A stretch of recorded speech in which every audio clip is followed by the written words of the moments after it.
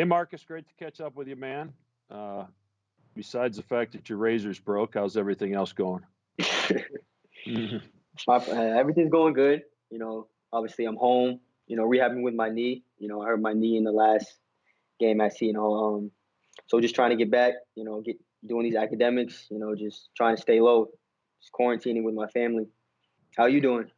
I'm doing good. Obviously, my razor's broke as well. So Yeah, I could I'm tell. down in Arizona with my oldest son, Nick, spending a little time, at least be able to get out and walk around outside and hit a golf ball once in a while. But obviously, our recruiting rules have changed too. So besides the fact that we can still text and make some phone calls to recruits, we can't go see anybody. They can't come and see us. So it's kind of an unprecedented time where I think some of the recruits, people were trying to get interested in our program, are going to have to make a decision potentially without ever visiting. And that, I mean, think about you going back to high school trying to figure out where you want to go without ever seeing a place. Yeah, yeah, it's a tough time right now for sure. Hey, tell me about the surgery, how your knee's feeling. Like, what has the doctor said in terms of your recovery time and kind of the timeline that you're hopeful that this will go. So for my surgery, they repaired my whole meniscus. It's really good for long term. And so the timetable, the first 3-4 weeks, I'm gonna be on crutches. Doing not even 50% weight bearing, and then after that, I'll be able to start rehabbing. I'm planning on going back up to school and planning on rehabbing with my knee, just trying to get it back. There's no rush. Obviously, we're in a weird time, so if people always tell me, if you want to get hurt, might as well get hurt now, and so that tries to keep my faith up. So yeah. Are they hoping? Is it a 3 to 4 month recovery, or did they give you a timeline? Yeah, 3 to 4. Depending on how fast you're healing. From what I've heard, a lot of you have people have been telling me I'm past schedule. I'm moving better. The way my knee is moving up and down. Getting that 90 degrees is really good right now. So I'm just looking forward to continuing that. With our staff. Marcus, we've talked as a team, obviously, about not focusing on what could have been, but rather celebrating a lot of the good things that took place this season. And I keep going back to the Seton Hall game and the environment in that building that day when we won the Big East championship and the scene on the court afterwards. I guess, like, from a player's perspective, like, what was that like, and how does that stack up in terms of some of your best memories from the season? Yeah. Honestly, that's probably one. That was the craziest game I've ever played in. Obviously it was, you know, winning that game. Had us as the Big East regular season champion, and it was huge. I could see, there was 18 plus thousand fans there. They were screaming, and it was just awesome.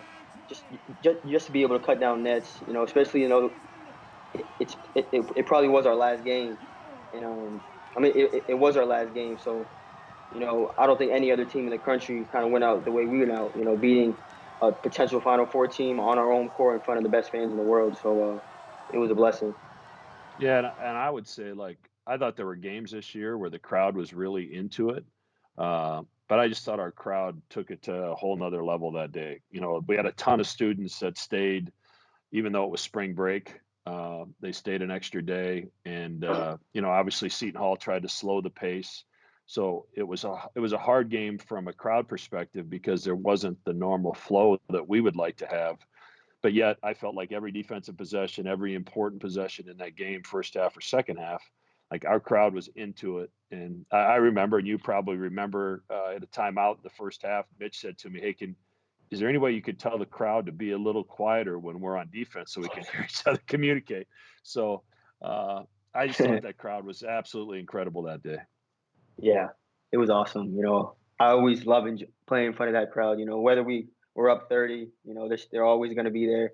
And and whenever we're down by a little bit, they're always going to be there. The most consistent fan base by far, and it was awesome. Just that whole scene. Like, I'll remember that for my whole life. And it was good. Even though I got hurt, I still really enjoyed it. And I actually just opened up my backpack and the championship shirt was in there, and so Oh, really? yeah, I haven't taken it out, so it was awesome. I hope when you open up that backpack, you found a few school books as well. Yeah, for sure. You dusted those off so you can get back to work. Hey, I got a question from one of our fans, Zach.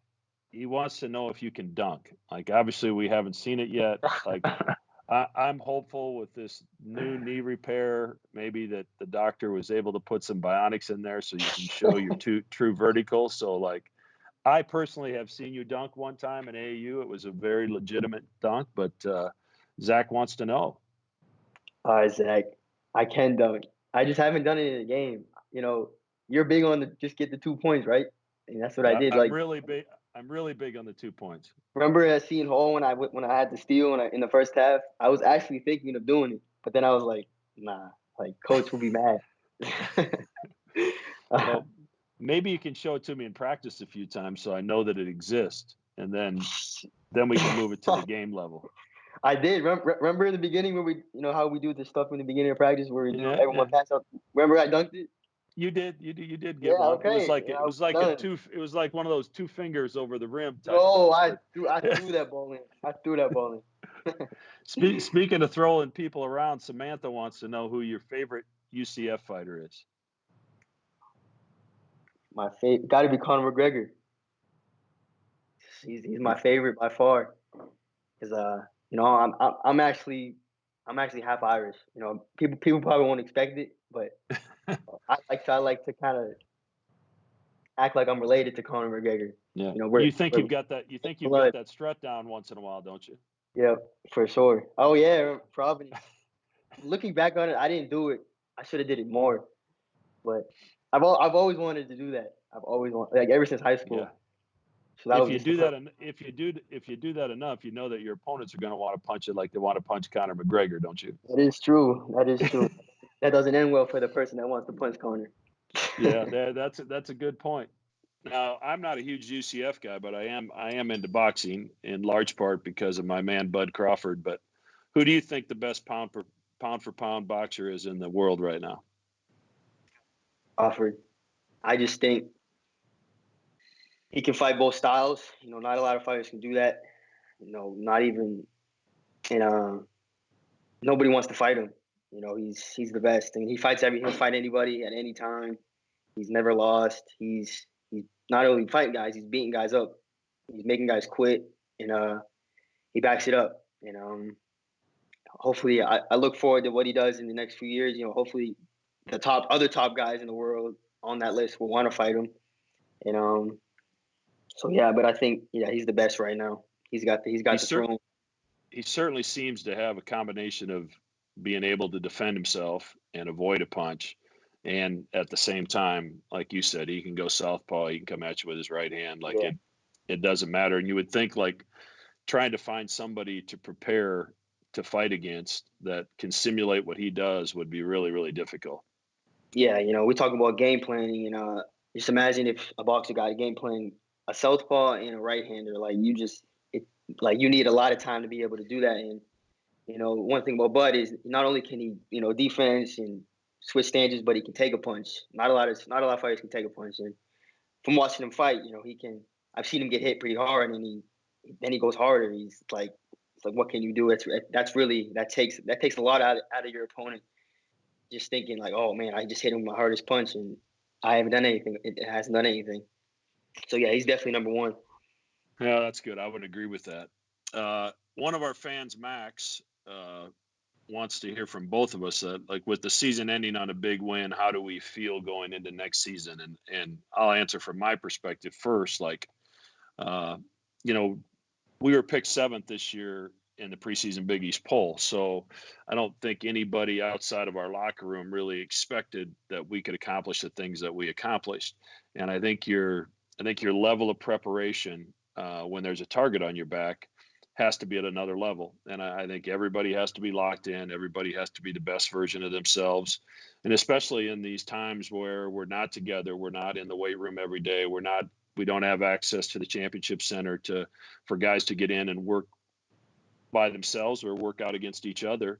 So you're going to have to think of other ways to do it. So I think our preparation, both physically getting ready for next season and then mentally understanding, like, we know what it's like when we get a shot at Villanova every year. They're going to get everybody's best shot. And I think with the team that we have coming back and the expectations that are on our team for next season, I think we have to be prepared for that. So that's from a coaching perspective. From a team perspective, how do you view what we have to do to get ready for next season? Yeah, I mean, obviously this past season, the Big East predicted us as number 7 to come to the Big East, and we actually came out with number 7 in the whole country. And we try not to let noise get to us. So there's obviously a lot of hype, coming at us this season. But we've been on the other end of the spectrum of, we always feel like we're underrated, whatever. Now I don't want people to think that we're going to be overrated. So we still got to put in all the work. We still got to get in, all the reps, handle our business, and kind of had to have that mentality that, we haven't done anything really yet. We haven't finished the job. So, I do want to, turn the season into, have it roll into next season. But we still got a lot of work to do. And, just because a lot of websites have listed us as a top 5 program going into next year, it doesn't mean we're going to be that, at the end of next year. So we got to, we can't look at it as the end. We gotta, like, it's part of the process, and we gotta back it up. And like you said, we're gonna have a target on our back. But I think I told you that the other day. I was like, I wouldn't want it any other way. That's what it's supposed to be. We worked that hard, for that target, and now we just gotta back it up. I'm with you. And as I think back to this past season, obviously we had contributions from everywhere. You talk about Jet coming off the bench and doing what he did, Denzel being 6th man of the year, the way DJ grew in his role as the year went on, Christian's development and how he improved on both ends of the floor as we got into the stretch run in January and February, and how well he played. And then, Kelvin coming off the bench, Sharif coming off the bench, doing their jobs. And then, of course, all the guys that names don't appear on game day that do a lot of work on practice every day to make sure we're ready. But I thought it was unique this year, Marcus. We have 3 really talented guards in yourself and Tyshawn and Mitch that, all can shoot the basketball really well. All of you had an incredible assist to turnover ratio. So you've proven that you can share the basketball. Like, how did that marriage between the 3 of you exist to get everybody on the same page, to understand, like, there probably has to be some sacrifice by all 3 of us in order for this team to reach its potential? And from a coaching perspective, it was it was incredible for me to sit back and watch the dynamic between you 3 grow and change and get to the point where clearly anybody that watched us play that knew that you 3 were on the same page. Like, tell us a little bit about that process and how we arrived at where it was at the end of the season when we were playing some of our best basketball. Okay, so obviously at the start of the season, we kind of were, a little uncomfortable with having, that little, we played a lot last year, and now we got to kind of, be in that leadership role where you wanted us to be at.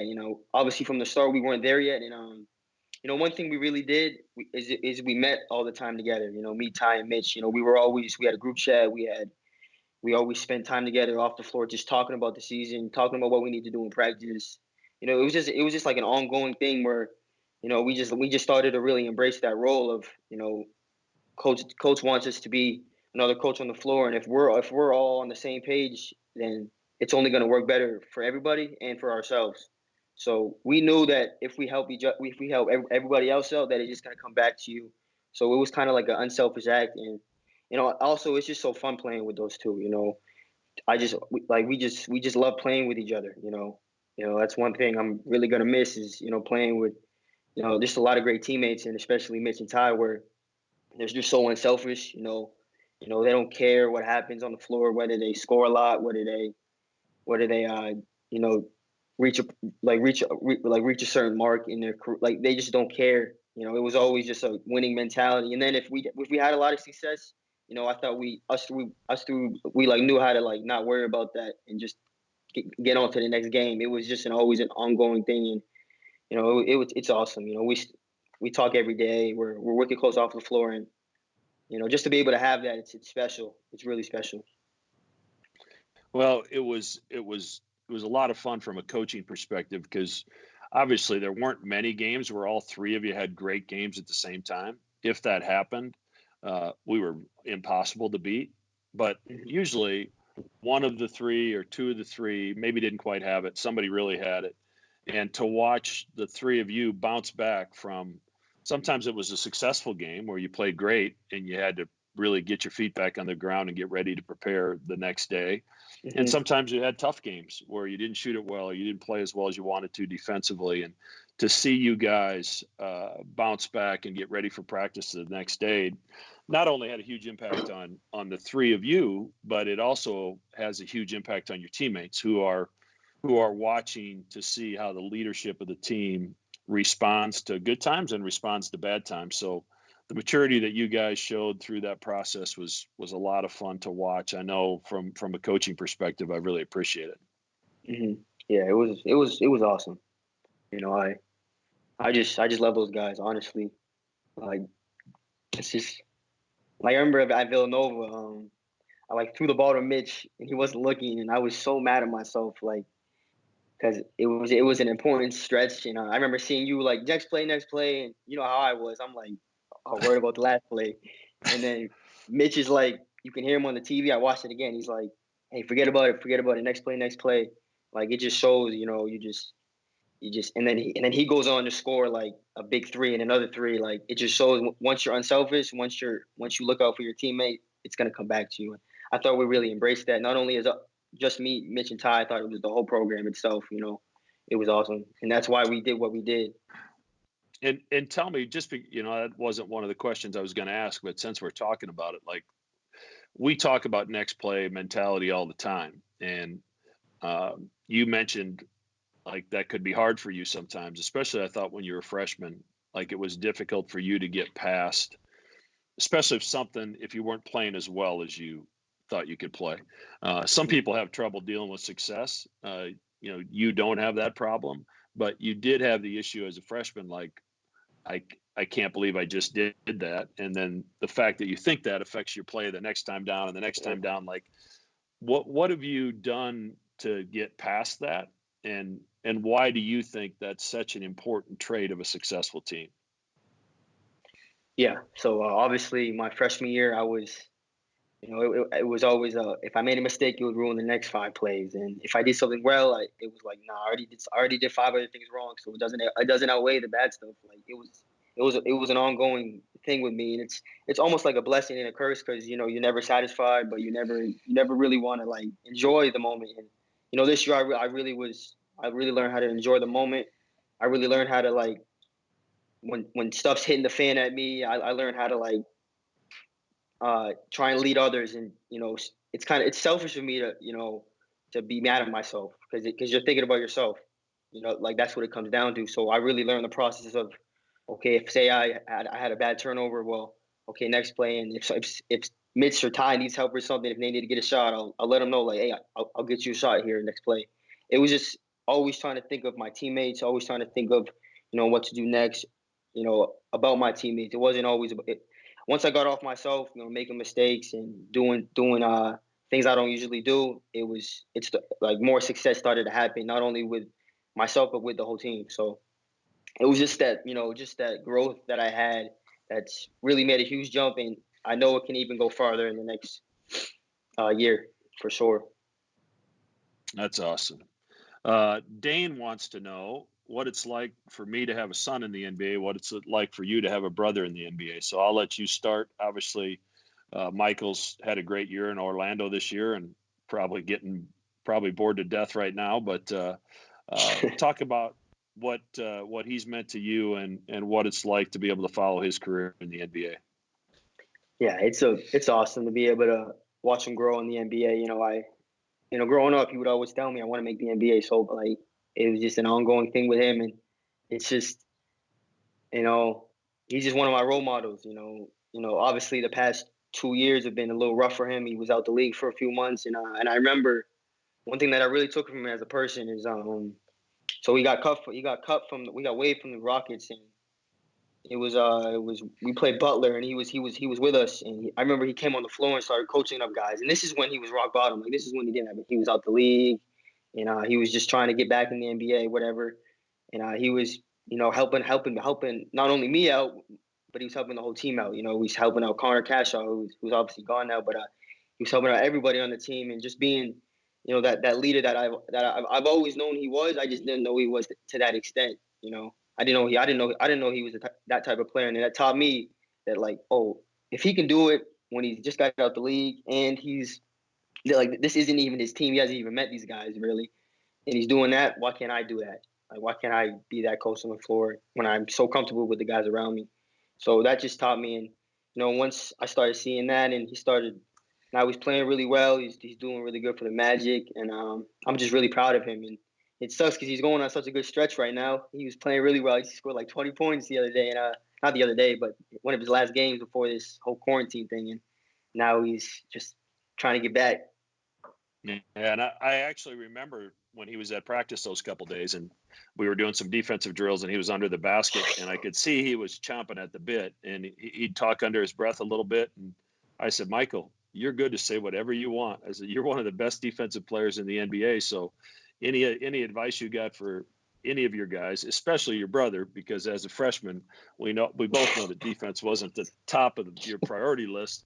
But like, he was totally engaged in practice and wanted to help everybody. I thought that was really cool. And obviously, Doug's been in the league a similar amount of time as Michael, and it's I think what people don't understand, it's a hard business. Like, it's hard to get in the league. It's hard to stay in the league, and you have to adjust, just like you've had to adjust your game coming from high school to college, and you're constantly evolving and developing during your college career. You basically start over and have to do the same thing in the NBA, because some of the things that work for Doug, work for Michael as college players, they don't work in the NBA, and they've had to add to their games. They've had to, Michael's obviously an elite defender. Doug has had to learn to become a better defender so he can stay on the floor. So like you, it's fun to grab your phone late at night and check box scores or watch some clips of some games, and watch guys, you and your brother, with my son, watch them live their dreams. I mean, it's what they've worked for their whole lives, and to see it come to a reality for them is pretty cool. Think of a question. You gonna fire one at me? Yeah, I got you right now. I'm just looking for the link.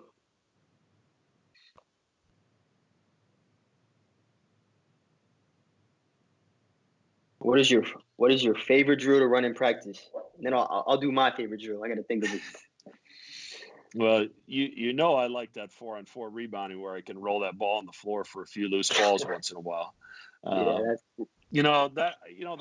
drill, like, it's interesting how it kind of came about, because I didn't used to do it, but we had a stretch, if you remember, where we had opportunities. I think it was last season, where we had chances to get on the floor for loose balls. I remember a play that Gillespie made at our place last year as a freshman, when you were a freshman, where he laid out, got a loose ball.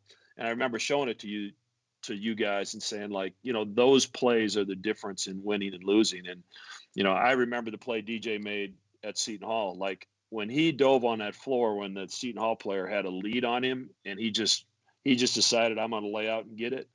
Like, I knew we weren't losing that game, because we sent such a message. So I remember doing that drill to get you guys in the habit of doing it, and to learn how to do it without killing yourself.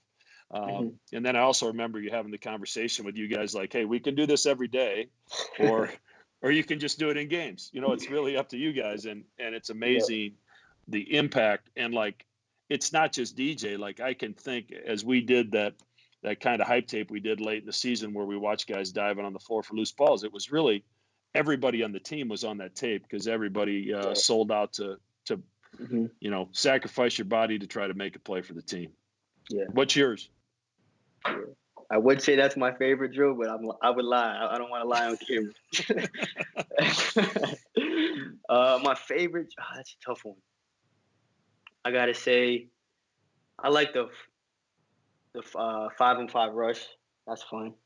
I mean, honestly, anything. Like, I just like being on the floor with everybody, like, just playing basketball. Like, it's what I love to do with the people I love most. Like, just I don't mind. I don't mind any drill. Like, it's just being able to compete every day. You know, is a blessing. You just love that feeling going into practice, being able to have a structure, being able to build and grow and get better. Like, it's just amazing. I remember I was watching practices from like October, like, and I'm like, wow, we really came a long way. Like, Yeah. we just got so much better, and it's just so cool. So yeah, honestly, everything. Yeah, our improvement, it was really fun. It was pretty incredible actually, and obviously fun to be a part of. All right, with all this downtime that we have, tell me, you got a Netflix go-to series you've been watching? Like, what do you recommend to some of our fans out there that are searching for a good series? American, really good show. It's on Netflix. You know, I just finished it I'm though. a yeah, I'm about 3 or 4 episodes into season 2 of the All American. One Yeah, of the recruits I was talking to told me to watch it, so I got into it. It's pretty good. It's yeah, not it's pretty bad. good. Yeah, I just like the idea of it. It's pretty cool. He's a good actor too. Yeah. So Did you know he's British?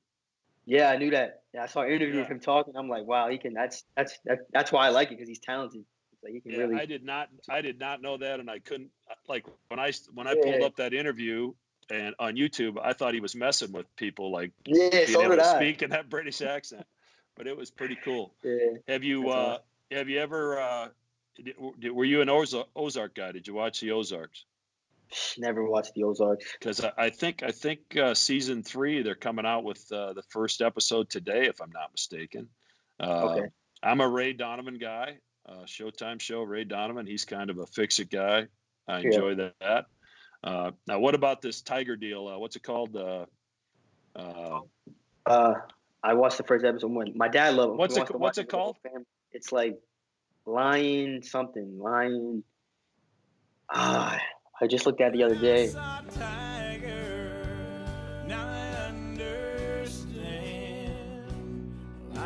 I forget honestly, but yeah, it's good. Yeah, I've heard it's crazy. Yeah, it's a crazy bit. Like, I don't know how he does that. So What what message? else do you? Tiger King is what it's called. I just I just got a message, so they Yeah, fixed it I for was us. like, So Tiger like, King. but yeah, people are raving about it. So how Yeah. about other things? What are you doing as a family to try to? I know your brother Max had surgery as well, so he's recovering. But like, what are you doing back there in Massachusetts to keep yourself busy?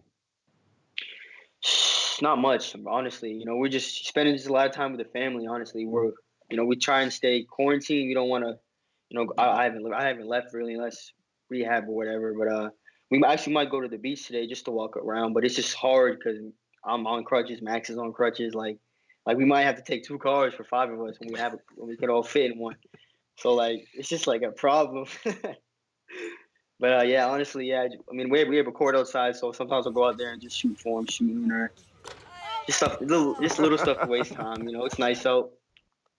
You know, Well, people always look forward to these times where you can just chill, but then you're like, nah, like I need to stay no, busy. yeah, let's get back in the gym. Let's do something. That's what Yeah. I'm saying. Yeah. What have you been doing? Same thing. Watching some TV. I probably watched more TV the last 4 days than I have the last 4 years combined. Uh, Okay. but I'm in Arizona, so at least I can get outside and walk around a little bit. The weather's been good. But yeah, itching to get back. We had that call this morning with all the teams, so it's good to see everybody's face on a little Yeah, bit that of was a really Zoom good. meeting to make sure everybody's doing good, and still know that nobody combs their hair when they wake up in the morning. So that was confirmed this morning. But we'll end with this. Like, I've been a Chicago Cub fan my whole life. I've been a Pittsburgh Steeler fan my whole life. You, on the other hand, like, I'm a little concerned that maybe you're a Tampa Bay Buccaneer fan now, and that your allegiance to the Patriots maybe isn't as strong as I once thought it was. So tell me your thoughts on that. Like, I'm true blue to my teams, good times and bad. Like, where are you at with this thing? I mean, obviously the Steelers are going to have the upper hand in that division this year because what you have left there is pretty much garbage. So where are you at with the Patriots Buccaneers?